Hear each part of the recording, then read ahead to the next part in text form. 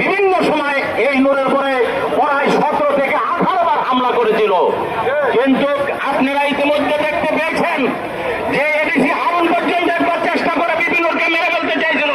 সেই দিন আমি সামনে দাঁড়িয়ে বিপিনুরের মাথার উপরে সেই লাঠি হাত ঠেকাইছি, এই আঙ্গুল পর্যন্ত আমার ভেঙে গিয়েছে। ঠিক গতকালকেই এই আওয়ামী লীগের প্রেতাত্মা, এই জাতীয় পার্টি যাকে আমরা নিষিদ্ধ ঘোষণা করতে বলেছিলাম, এই জাতীয় পার্টি না থাকলে গত 17 বছরে আমাদের পাড়ায় আপনার 15,000 বিরোধী নেতা কর্মীকে হত্যা করেছে জাতীয় পার্টির সহযোগিতায়। শুধু তাই নয়, জুলাই গণহত্যা যে হয়েছে এই জাতীয় পার্টির সহযোগিতায় জুলাই গণহত্যা হয়েছিল। আমরা ন্যাশনাল ডেমোক্রেটিক পার্টির তরফ থেকে জোর দাবি জানাচ্ছি, অবিলম্বে জাতীয় পার্টিকে নিষিদ্ধ ঘোষণা করতে হবে।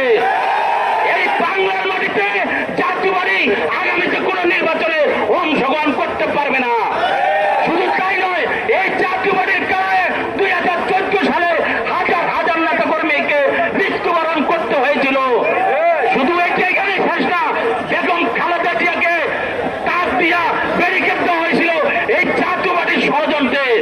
আজকে যারা বিপিনুরকে আহত করেছেন, যারা আঘাত করেছেন, যারা হামলা করেছেন, সেই সমস্ত আইন শৃঙ্খলা বাহিনী, সেই সমস্ত পুলিশ, সেই সকল সন্ত্রাসী